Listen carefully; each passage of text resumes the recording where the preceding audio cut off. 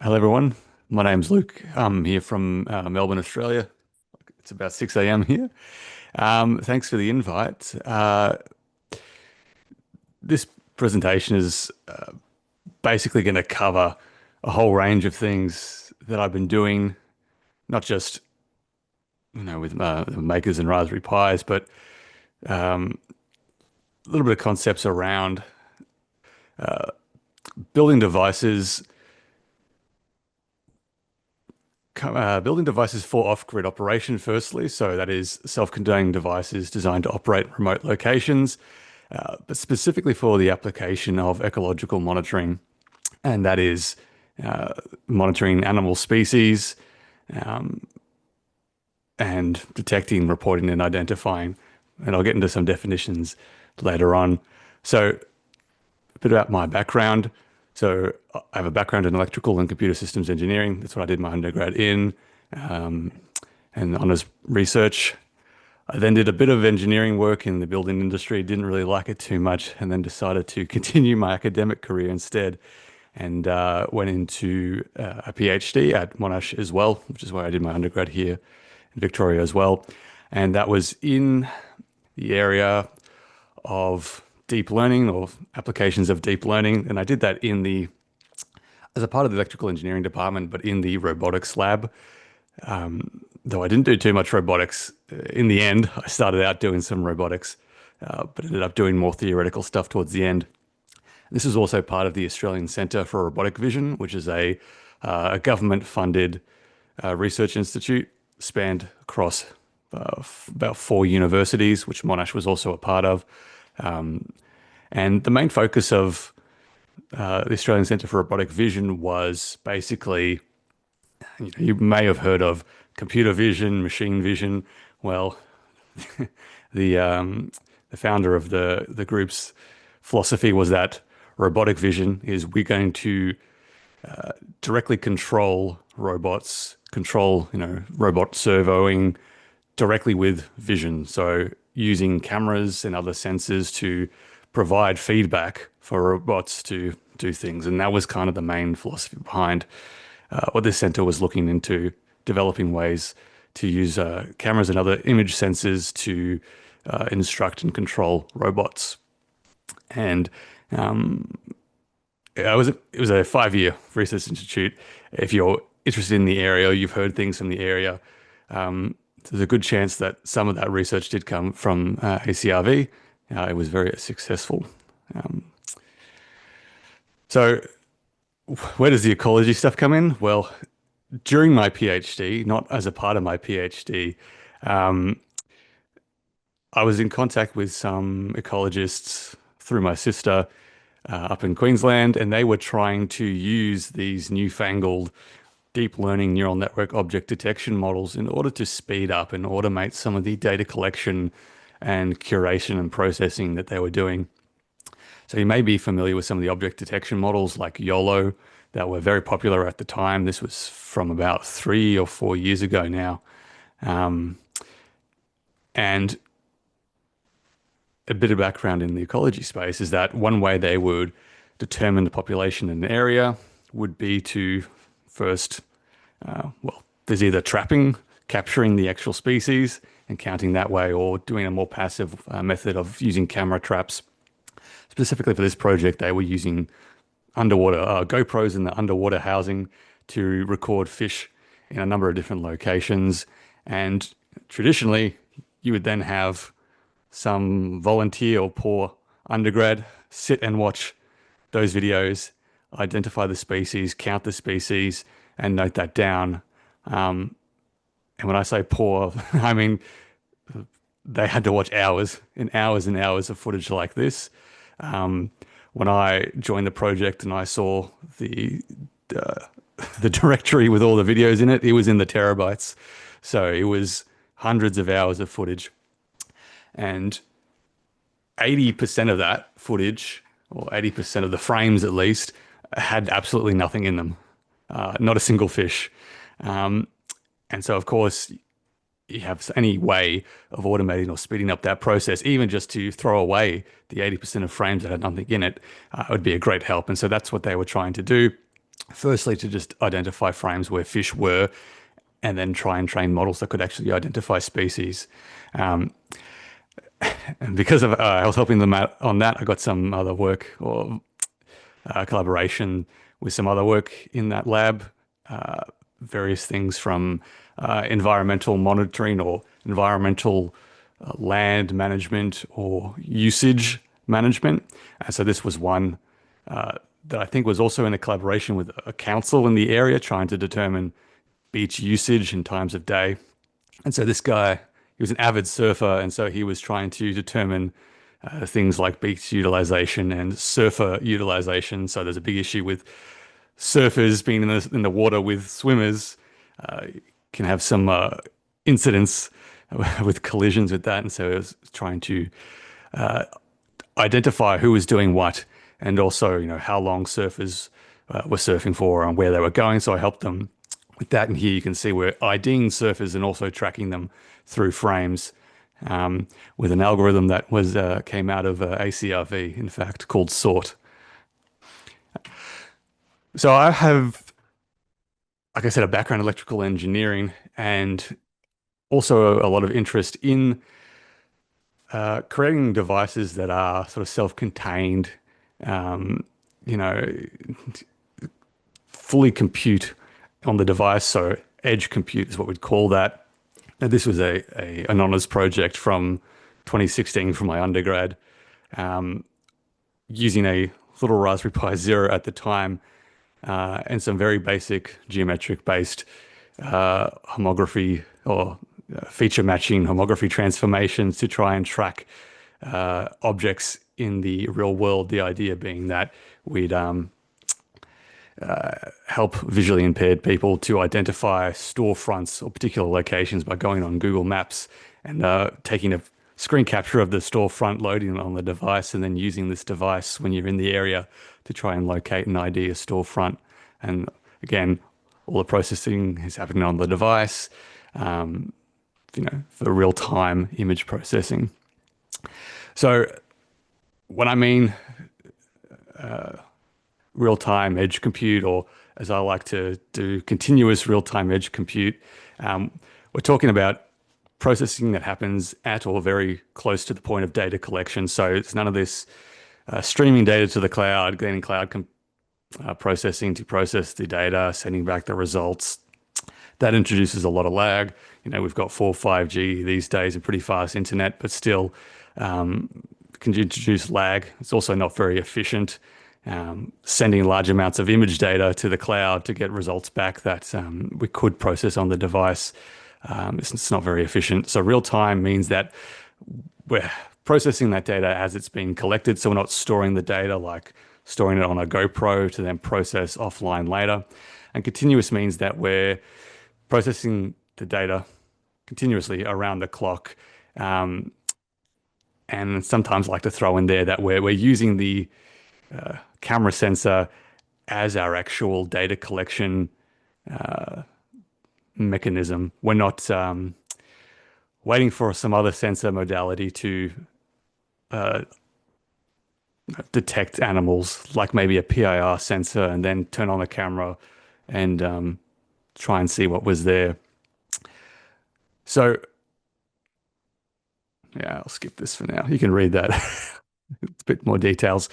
So the main philosophy being that we want to combine camera sensors with computer vision, ML algorithms to create anything sensors. So that means that and this was kind of the philosophy behind ACRV, the robotics center as well, that especially nowadays with modern deep learning, cameras are a type of sensor that does just contain so much information.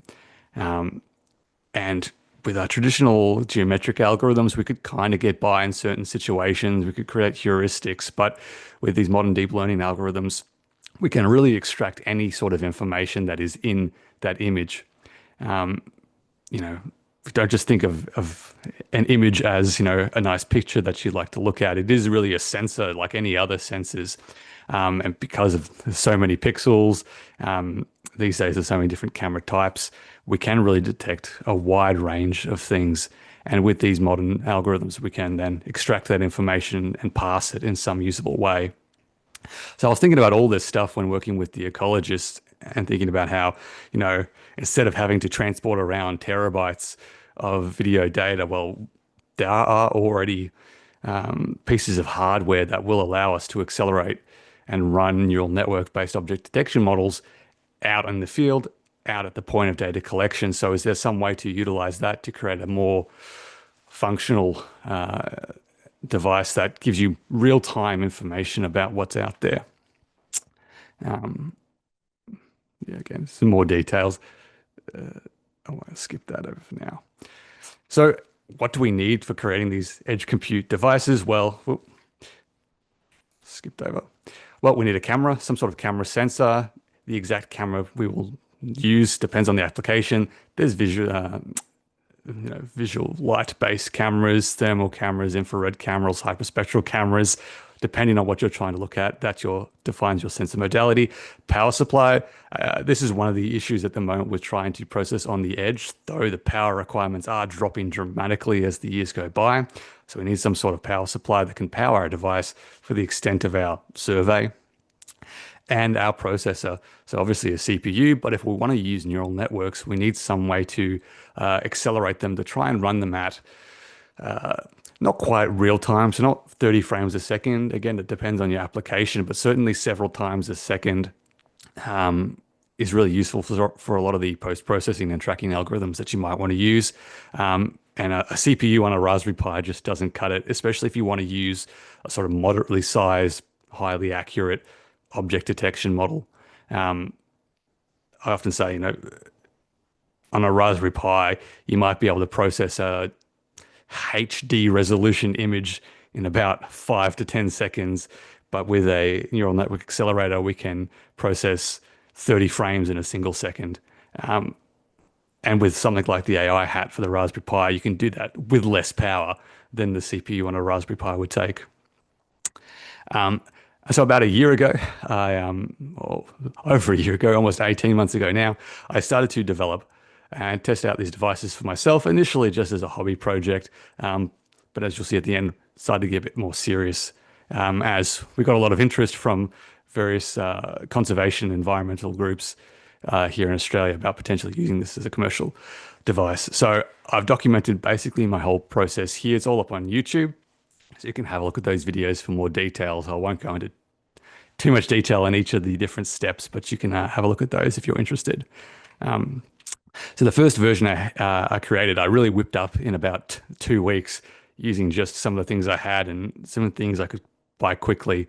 I used an old NVIDIA Jetson, which I bought, I reckon, almost 10 years ago. Well, probably can't see that. Almost 10 years ago, and I never really used it for anything. But we'd used some of them in the robotics lab for various things. So I thought, you know, I know this can run an object detection model reasonably fast. It doesn't use a huge amount of power. So what started being an algorithm AI project ended up being a hardware project very quickly. So this was the final design. So I don't have too much. It worked okay in the end. There were some issues around power, and the NVIDIA Jetson isn't the easiest single board computer to use around scheduling and startup and shutdown. I'll skip back to here. So in order to power this, I used this 30-watt solar panel, and you can't really see it, but under this PCB with all the header pins and everything, there's this DF Robot solar battery charger, which charges this little lead acid battery here. It's a 9 amp hour battery. And I'm using this Raspberry Pi high quality camera into the Jetson, which you need to modify a little bit, remove a single resistor to actually work with the NVIDIA Jetson. And I was saving the videos and some detection results just as text to this USB here. And so this worked reasonably well. Unfortunately, I was building it in the dead of winter here in Victoria, so the sun wasn't out too much. And that was one of the issues I had. So what did we learn? Like I said, the shutdown and wake ups and scheduling on the Jetson wasn't great. I actually had this external microcontroller here with a real-time clock in order to try and schedule the wake up and shutdown. And I already kind of knew the Jetson dev boards, which these really are. They're sort of dev boards for the lab. They're not really great for out in the field. They're not the most user friendly, and you had to have to hack around with things a bit more. And if you want to use the Jetson, you really probably need to create a custom carrier board for the compute module that are on these in order to incorporate the features that you want. It's quite not quite as adaptable as, say, a Raspberry Pi or other single board computers. The battery really wasn't big enough. It could probably provide about 12 to 16 hours of power. It was a 9-hour lead acid battery. And if you want to discharge it to about 40% capacity, yeah, 12 to 16 hours. Efficient solar charging is a must. So having some maximum power point tracking solar charger is a must. That was a 30-watt panel. The device only used 5 watts, but you have to remember you're only getting 30 watts in the dead of summer when the sun's directly overhead.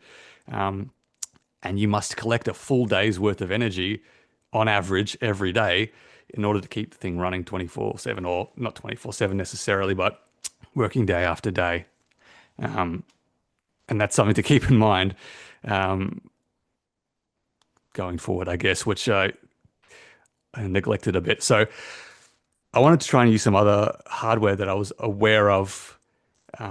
At the time, there were these Intel compute sticks, and there was, Google Coral, which was kind of getting phased out.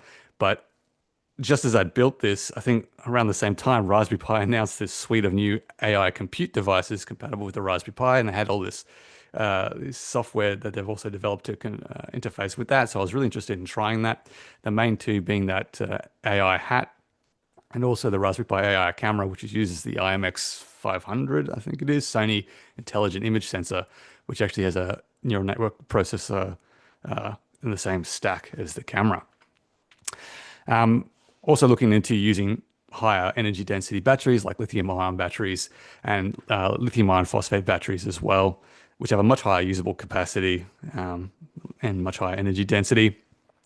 Unfortunately, there wasn't a huge amount of really off-the-shelf, ready-to-go products to power the Raspberry Pi. Nothing really that would provide good solar battery power. So something that could charge a lithium iron phosphate or a lead acid lithium ion battery from a solar panel with maximum power point tracking and all of that. But I did find this range of UPSs that were basically a OEM thing that were being sold under a number of different companies. That it's basically a UPS for the Raspberry Pi 5. The Raspberry Pi 5 does sit on top, and you could create a pretty big battery pack, like a 20 amp hour battery pack with the 21700 cells, and the X1 was it 1026, which is this one. There's also the 120. So that's wrong there. It's the 1206, not the 1026. It works okay. I'll say the 1202 was a bit annoying. It had this weird feature where if the Raspberry Pi shut down and powered off, which you can do, power off on halt with the Raspberry Pi 5, the UPS would turn off, which is not great if you want to schedule shutdown and startup. But the 1206 does have a jumper that you can put on there that will keep power on when the Raspberry Pi is shut down. So it's really designed as a UPS and not really as a power supply for remote operation, but you can get it to work in a lot of cases. One of the big issues was that, of course, it didn't have any sort of solar charging. It does have this big beefy DC jack here, but it can charge the batteries, I think, at 3 amps. So 3 amps at about 4 volts, so 14 watts charging. And as I quickly learnt with that wasn't enough. But you can see compared to the first device, it was significantly smaller. And that battery pack actually had a much larger usable capacity than the lead acid battery that I was using. And so on the left here, you can see it's a much more compact device. So this was our version 2 with the Raspberry Pi 5 and the AI hat, and I was still using the high quality camera there as well. we're getting into summer now, and so one of the main concerns, especially here in Australia, I've had comments online of people saying, "Oh, you need to make sure it's completely airtight, watertight. You're going to get condensation, you're going to get corrosion and stuff." But as I'll say, looking back the last 16 months or so, that's really not my issue at all. The main issue really was heat. Um, and running the Raspberry Pi 5 with the AI hat and the camera in there, um, active ventilation really was necessary to just maintain, to get rid of and reject the heat in the box. This device here that was running, I'd set it up in my front yard. We ended up setting it up out in a remote property to detect and identify kangaroos. And so with the Raspberry Pi 5, it has a real-time clock on board. We can schedule shutdowns and wake-ups. And so it was a much more reliable device. And like I said, we had this set up here for 3 or 4 months, and probably set up in my yard for a few more months. So in total, it was outside for 6 months or so. And I had absolutely no issues with corrosion. Again, it went through winter. It got rained on a lot. It sat through 30-degree temperatures as well during the start of the year in summer. So I didn't really have any issues with corrosion. The Raspberry Pi 5, I've incorporated into a new box, and the selling's the AI hat. So it's gone on a year now where it's been through pretty bad weather, and I haven't really had any issues with it. So yeah, we had it sitting outdoors. You can see I got a 5G USB dongle there, so I was actually pushing the detections up to GCP, Google Cloud, and I had an SSD here as well to save some of the video results too. So I was just pushing the raw detection data, so not the images, just getting notifications when it detected something. So this particular model was trained to identify different kangaroo species, though. Here there was only the eastern grey kangaroo, which is what you're seeing here. Um, Around about this time as well, I was experimenting with other camera types.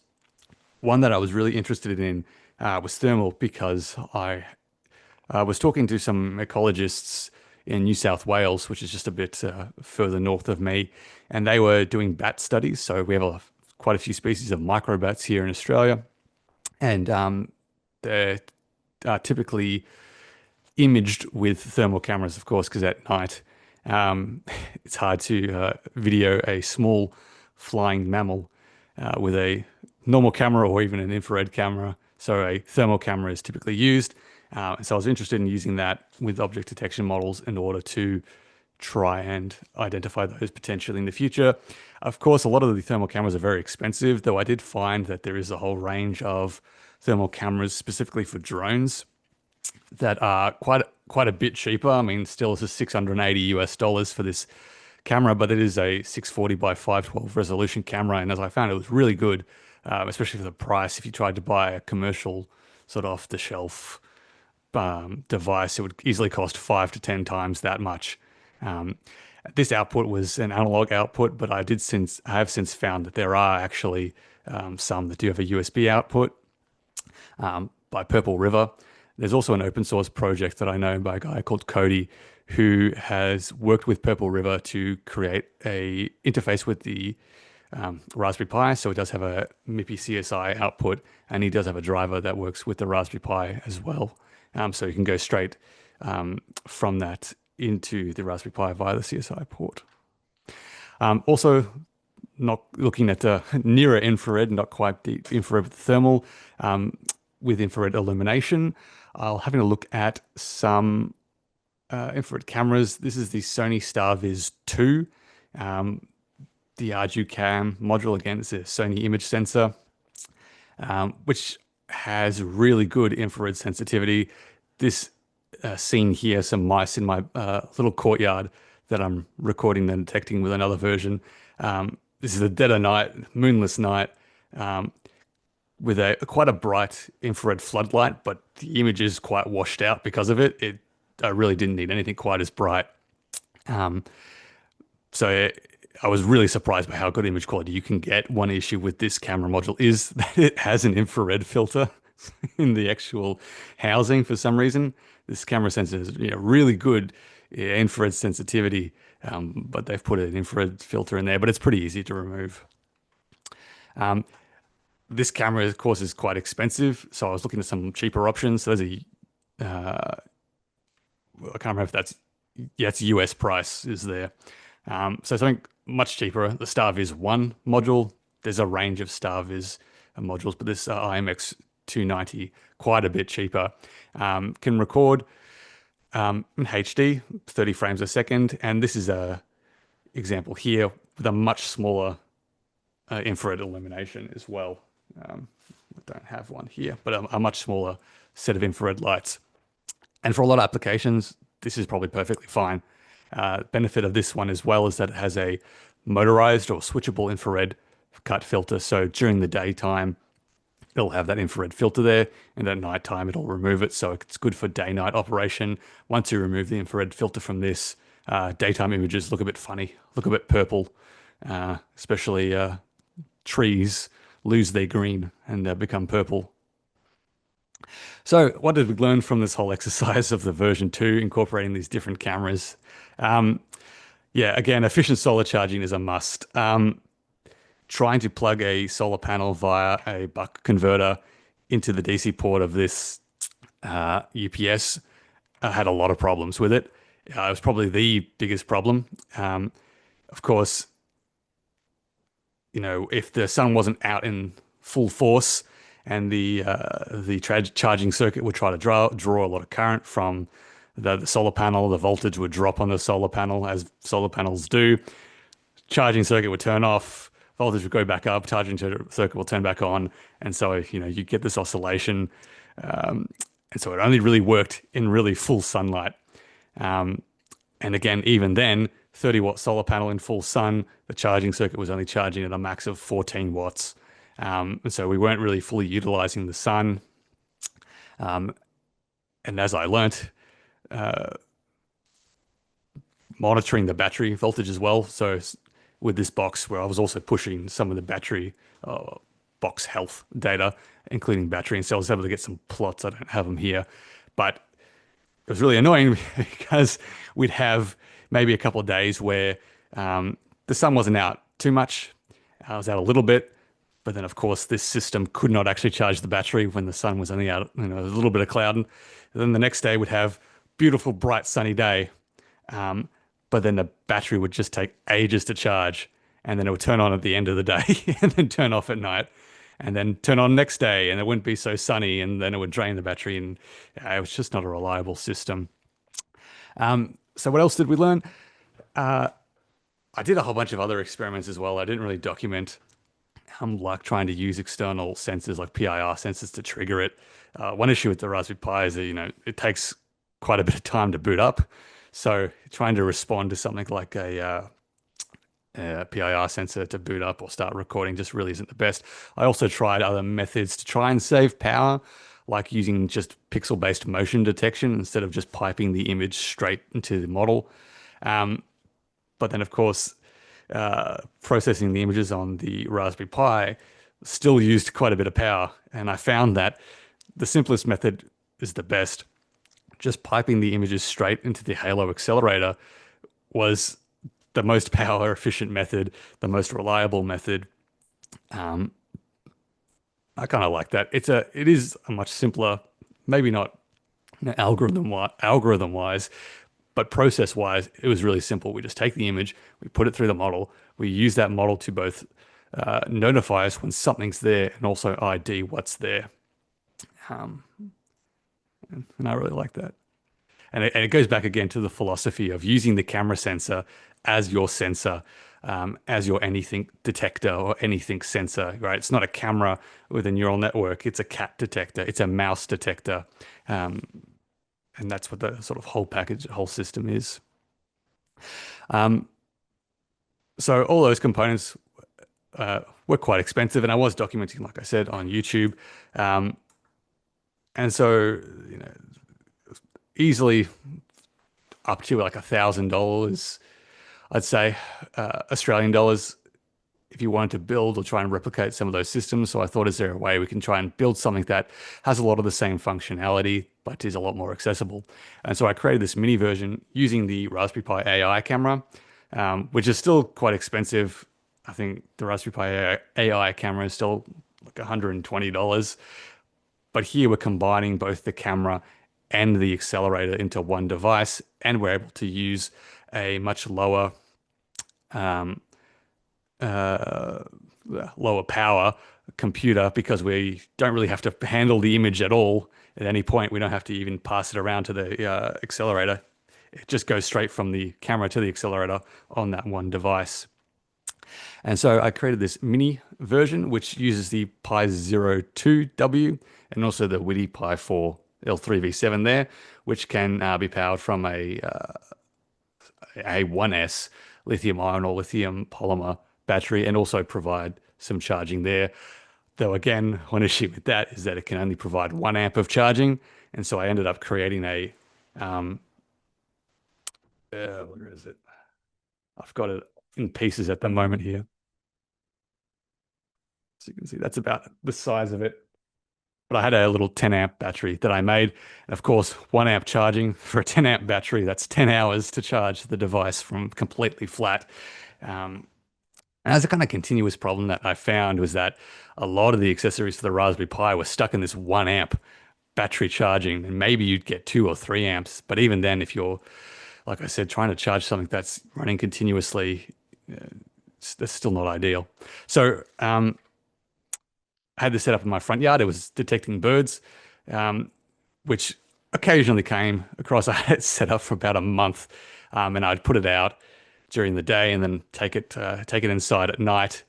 The battery probably lasted about 18 hours, so it was probably only running for about 10 hours a day. So I only had to charge it for 5 hours a night, and I put it out there again. Um, and I was using the WiDi Pi to schedule the shutdown and startup. So it was a bit of a manual process to charge it, but I was able to get some footage. And again, all this processing is happening on the device, all of the labeling, all the detections happening on the device, and saving there. Um, and I ended up creating a full build video as well as the introduction video. So all of the files for this device, the STLs for the enclosure, the code as well that's running on it is all open source, and you can go to my GitHub page there. You can find the links and everything. And in this build video, it's about 45, 50 minutes long. I go through the entire setup and build, so you can build one yourself.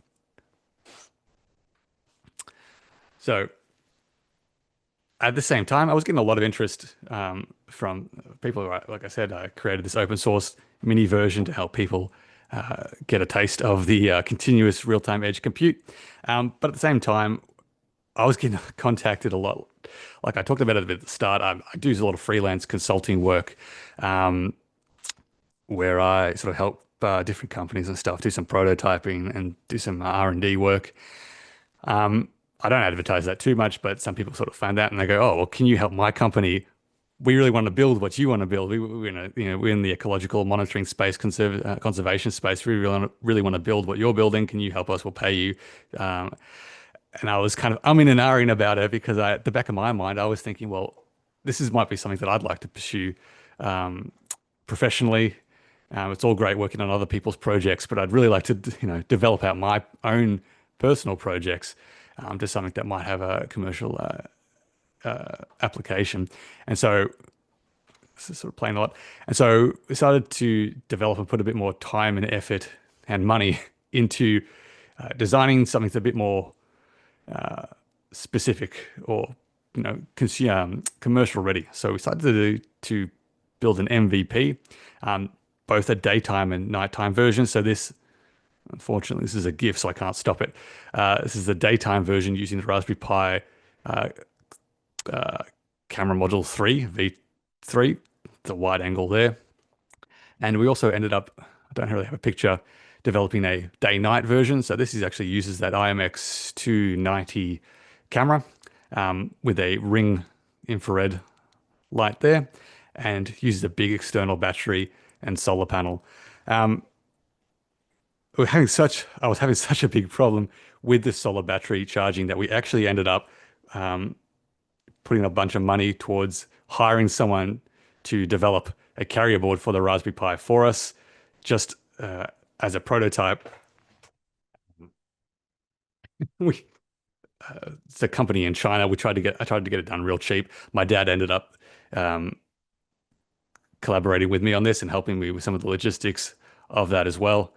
Um, we ended up getting a whole bunch of stuff thrown on, like 5G and other things like that. It ended up being a bit too complicated for what we need, so we're trying to simplify that down. Um, so that actually provides the solar battery charging. So in this box is a big lithium iron phosphate battery. It's a 60-watt solar panel, but the charger that we selected and put on there can charge up to 100 watts as well. In this version as well, we can configure the charger to work with smaller batteries and different battery types.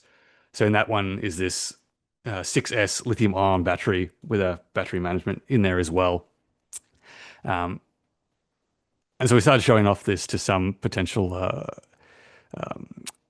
government agencies and some conservation groups as well. And we're looking to start to trial this version for feral cat monitoring, which is a big issue here in Australia for our native species, which in a lot of locations never had any natural ground predators, and so don't do anything when a cat comes up to them, which is an issue.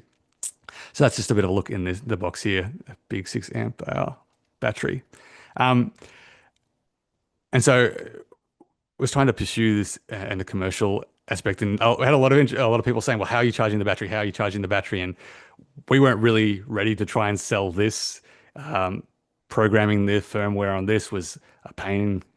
Um, a lot of the stuff we had it configured for was really specific to our niche application. Um, but a lot of people wanted to know how we were charging such a big battery from such large solar panels. How was it interfacing with the Raspberry Pi? We were getting all sorts of charge statistics of the Raspberry Pi, voltage, all those sorts of things. And so a friend and I decided that, okay, there's obviously a lot of interest in this sort of thing. So, you know, how about we try and develop something specifically for the Raspberry Pi, but that is a bit more general. And so a few months ago, 3 months ago or so, a friend and I started to work on what we're calling the PV Pi, which is a hat for the Raspberry Pi or any sort of single board computer actually that provides that uses the same solar battery charging. Though we've configured this one specifically to work with the lithium iron phosphate batteries, just because they're an easy to obtain off the shelf battery pack that has an inbuilt BMS, battery protection, everything. My worst nightmare was that we say, oh, I could work also with, a 6S lithium ion battery or 6S 4S lithium ion battery, and someone coming with their drone battery, lithium polymer, plugging it in, and of course they don't have battery management systems on them, and it blowing up and creating a fire in the middle of a field somewhere and blaming us for it. So um, we stuck with the lithium ion phosphate. You can get them in pretty small sizes. So this is a 12 amp hour one. It's very light compared to the lead acid batteries, but this has like 150 watt hours. And the benefit of these over lead acid as well is that you can drain them down to like 10% capacity over and over again. So a real deep cycle battery. Um, and this board can provide like 10 amps of battery charging. So you can plug in big, I don't actually have any pictures of here of it actually plugged in and working. Um, Sort of high power solar charging. So I put my salesman hat on. We are currently running this as a Kickstarter, which is currently live. We've already passed our funding goal. You guys aren't in the US. Well, I assume most of you aren't, so you don't have too much of an issue with the tariffs. Unfortunately, there's like an 80% tariffs because we're getting this manufactured in China because that's our closest manufacturer for this sort of thing. Um, we're trying to work around that, but it's still an issue. Let me try and find some pictures or videos of this all plugged in. Yep. This is probably a vertical video. So I have a bunch of videos on my YouTube channel as well. So here I've actually got the Raspberry Pi 5 with the AI hat underneath. And then again, some additional stackable headers at the PV Pi on top. At the background here, you can see that's a 115 watt solar panel. And we're using XT30, I think they're called MP connectors here. So can handle a high current as well. It does heat up a bit, especially if you're running it at the full 100 watts charging. For a lot of for a lot of applications, you probably don't need the full 100 up to 120 watt charging. Um, the board is rated for that, but of course, if you've got this in an enclosed enclosure with a Raspberry Pi 5 and it's running continuously, you might have some heat issues. Um, but I found even just having active air circulation inside the enclosure, if you don't want the full external ventilation, works just fine. But again, if you just use a smaller solar panel, 60 watt, 30 watt, depending on your application, the heat issue really isn't huge. With a 30-watt solar panel running, in the middle of the day here on a 30-degree day, the Pi 5 was far hotter than this was. So it wasn't too much of an issue. So this was our prototype. We've just finished the design of our final design, where we've also included, we've broken out the Raspberry Pi's 5-volt output and the UART. So it powers the Raspberry Pi via the 40-pin header here, via the 5 volts, and communication is provided via the UART. And I've done that because I wanted to make it easy to use. So you just send string commands to the onboard microcontroller, and you can control a range of things. You also get feedback from the charge circuit, a battery voltage and charge current, as well as the solar panel voltage and current out. But we've also implemented a few smart features. So the microcontroller has control of the Raspberry Pi's 5-volt supply here. And so it can turn on and off that 5-volt supply. It also has a real-time clock on there. We've got an RTC backup battery, so we can schedule shutdown and reboot of the Raspberry Pi from that as well. And I've done a whole bunch of other features. Again, all of this is from my experience setting up and building these devices over the last year or more. So these were all the features that I really wanted to have on this and that we implemented on the original carrier board and that we put on here. Another one being a power watchdog. So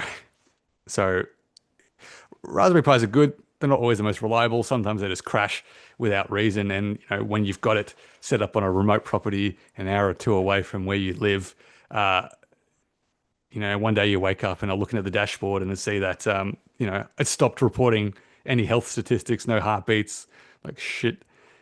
Make the drive over. The Raspberry Pi is just off for some reason. No idea why. Go through the logs, no issue.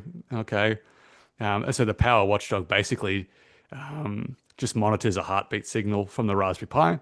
And if it ever becomes unresponsive, it'll just power cycle the Raspberry Pi, which, ideally you try and have some service watchdog or something like that so done in software to keep track of that. But as a sort of last resort, having a power watchdog just saves you potentially a very long drive.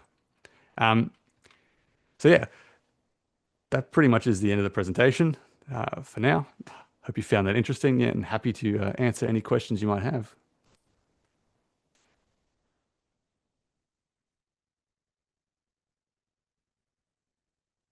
Um, Thanks very much. That was really good. mm, Yeah, just wondering what software you're using for the AI detection or recognition. yes, so go back to the. You spoke about the hardware a lot, but not the software. Mm. Yeah, so I'm using with a number of different YOLO models. So I've experimented with, I've used Ultralytics to actually to train the AI models. They have some weird licensing issues that I'm pretty sure are illegal with the use of their software and exporting and training of models. You can also use the open source MIT YOLO V7, V9. They do require a bit more know-how to get working. Ultralytics does have a direct exporter for the AI camera.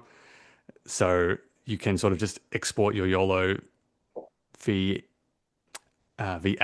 and V11N, I think they've got it for, directly for the format that you then need to load onto the AI camera.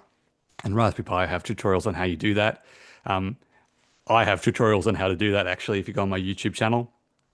And then for the Halo accelerator, it is a bit more involved. You'll need to export the neural network as an Onyx type model, and then you'll need to bring it into the Halo software suite. Again, I have a YouTube tutorial on that. You do need to use Linux. It only works with Linux. And ideally, you use something with a NVIDIA GPU because there is a post-processing quantization step that does help a lot when you quantize your model to, from 16-bit floating point or 32-bit full precision to 8-bit unsigned. You do get some loss in accuracy. So a post quantization optimization step I'd recommend that.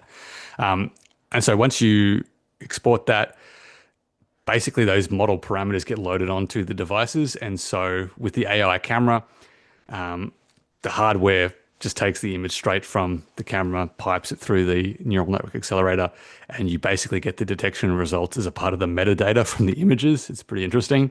But again, Raspberry Pi does have an API, or they've incorporated that into their PiCam 2 library for both of these devices. Of course, this is not a camera. But yeah, for some reason they've included that in there. You don't need to use that, but yeah, for the Halo accelerator, you still need to get your image from a camera like normal, and then you just pipe it through the object, Python object, to get the detection results. But again, I actually have some YouTube videos up if you want more details on that. Yeah, I've got a question about the whether or not you've lost any pies. Have you ever we had some issues with overpowering them or anything like that, or No, actually, I haven't had any. I haven't had any.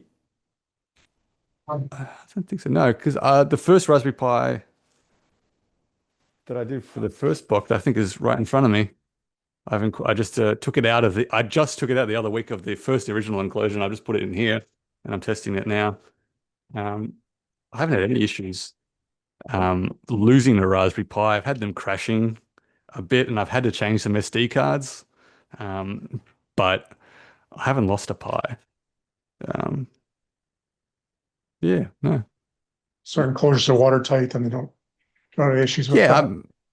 no, that's like I said. I mean, with the first device where I was using the Jetson, I was really worried because this was I started building, I think, June, July, which is our winter, but I was running it into around this time of year, October last year, and it was getting really hot inside, and I was really worried about overheating.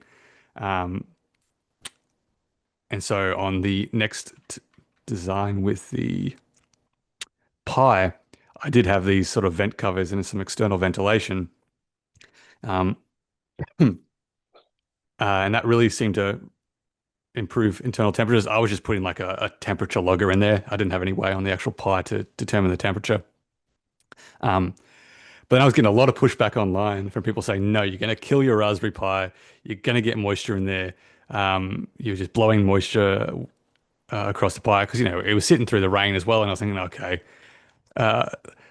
let me design the next version. I actually designed, I don't have any pictures of it, of a version with the day-night camera. Well, I didn't put any external ventilation. And then that thing was getting really hot in the summer and the Pi was crashing.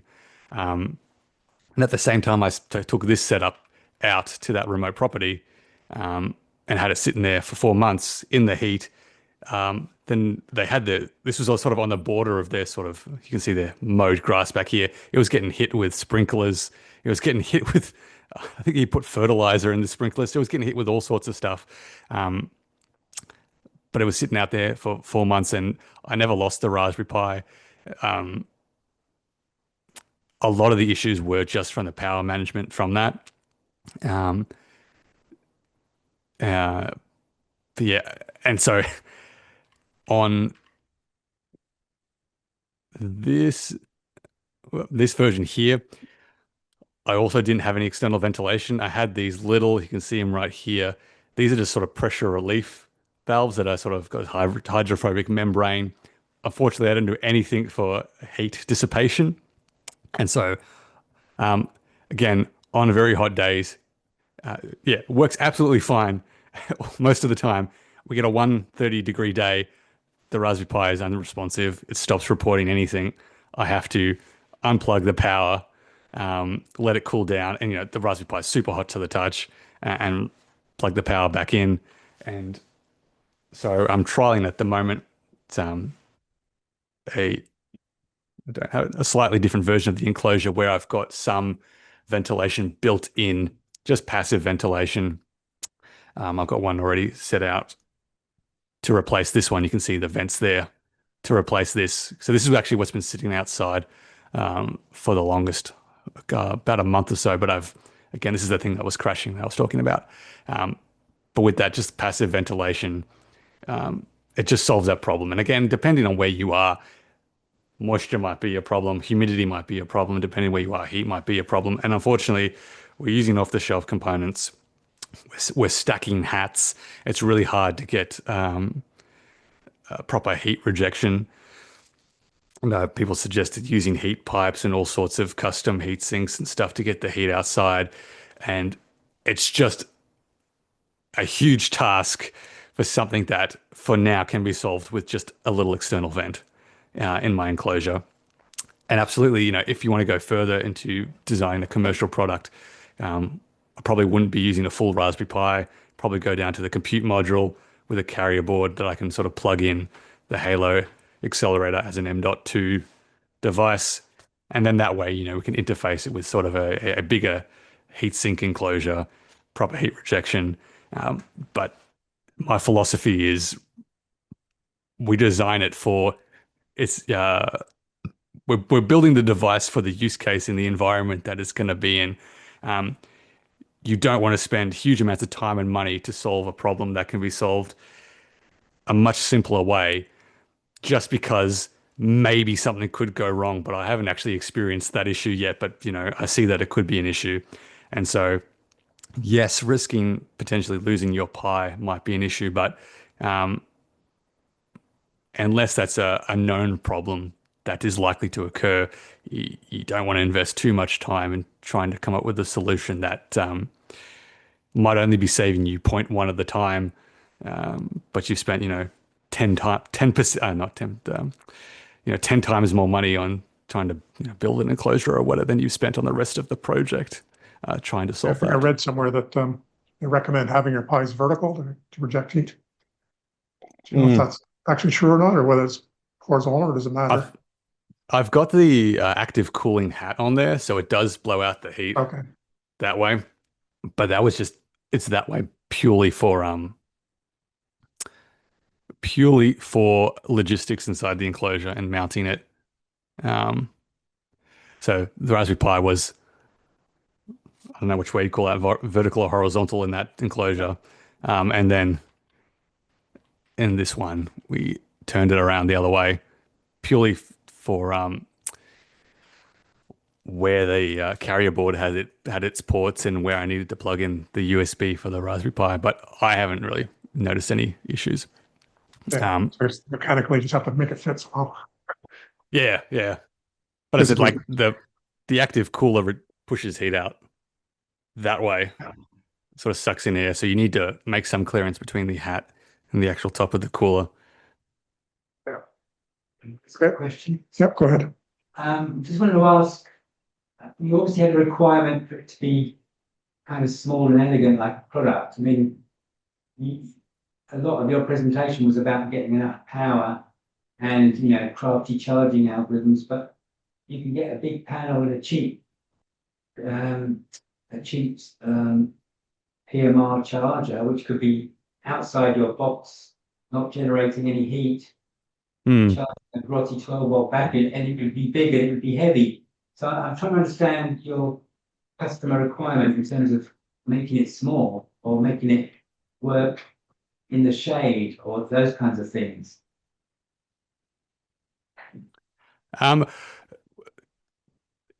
Mounting the charging outside of the enclosure was one consideration that we definitely had in terms of the heating issue. Initially, the first version of this device that we created, the battery was also in the enclosure. So everything was in the enclosure. So we'd just plug in the solar panel, and so the battery would also plug into the charger that's in there. That was also integrating the Raspberry Pi with the charger was one thing we wanted to do. So actually communication as well. So we get the battery voltage and logistics, and like I said, being able to communicate over UART to control the power and all these other features. That was one of the considerations. Portability, again, was also a big consideration because of the locations where this would be taken, having it ideally fit in a backpack that you could take out and at least hike out into a location. So, that's why we wanted efficient solar charging, so we wouldn't have to take a huge solar panel. With MPPT, we can get like a 20 to 30% increase in efficiency of solar charging over much simpler methods. So we wanted something that was really efficient. This device here is more for those situations where we need something that does run 24/7. And so we need a big external battery, and didn't want to have to invent two different solutions for something that is basically the same device, just with a different battery. So we just reuse the exact same board for that. Yeah. Okay, there's a couple of I hope that questions. answered your question. Yeah. A couple of questions from online. I don't know if anyone wants to unmute and ask their question. Peter, you've got a couple of questions. Do you want to unmute, or you just want to? Lucas, read the questions. Got access to the chat. Which questions are those? Could you suppose it's in data? Process data off-site. Right. Well, and in that case, you would just be creating basically a trail camera, or 4G trail camera, if you're using 4G in a remote location. Again, the idea was to process on the device with, maybe I'll go over the real-time compute stuff some more. There are applications, especially in the conservation space, where people just use 4G trail cameras in order to detect and then record and send image data over 4G to process in the cloud. And of course, those have big benefits over the power consumption, orders of magnitude less. Firstly, if you are going to use a PIR sensor, they are notoriously unreliable. There's been a lot of studies to show that the camera-based image and object detection are more reliable. Feedback we've gotten from conservation groups is that they'll set up a trail camera in an area, they'll get absolutely no detections, but they'll look in the surrounding area and they'll see obvious activity of, say, feral cats or foxes of other species, sometimes directly in front of where the camera was set up. So sure, if you're using a PIR sensor to detect, and then sure, you're using AI to post-process and identify the species, but if your first method of actually detecting is so unreliable, has a limited range, then what good really is your post-processing AI and being a reliable and accurate solution if it's not going to be picking up a wide range, or it's not going to be picking up everything, or it's going to be unreliable in certain environments and certain settings.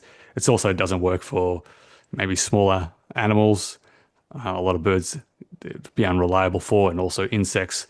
There's a lot of interest in edge compute with cameras for insects, because of course PIR doesn't work for those. And then there's the case of, okay, well, we can use the camera to maybe try to stream to the cloud. Again, that's very difficult.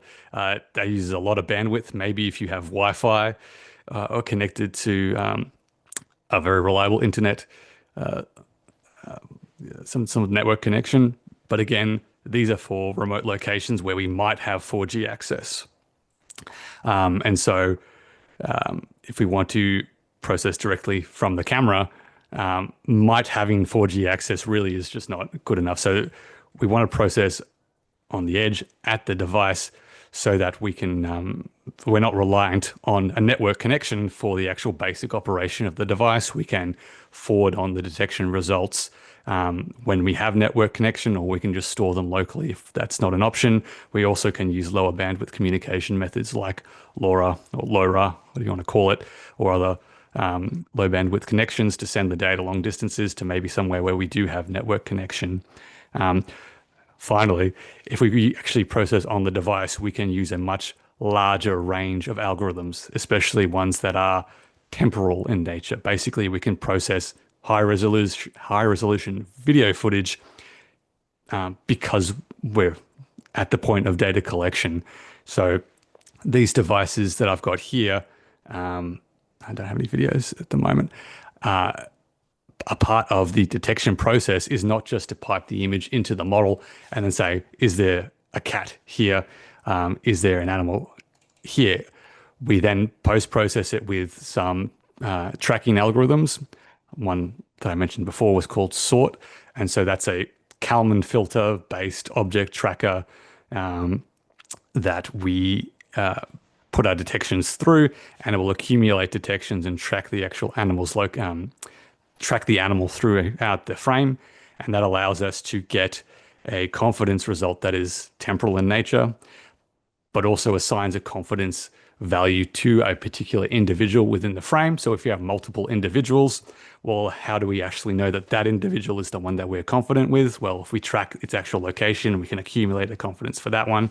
Same with some other individuals. And a lot of these things aren't possible. Well, it's not possible with a single image or even a series of 5 or so images, which a lot of the 5G trail camera methods do. They send maybe 10 or so images.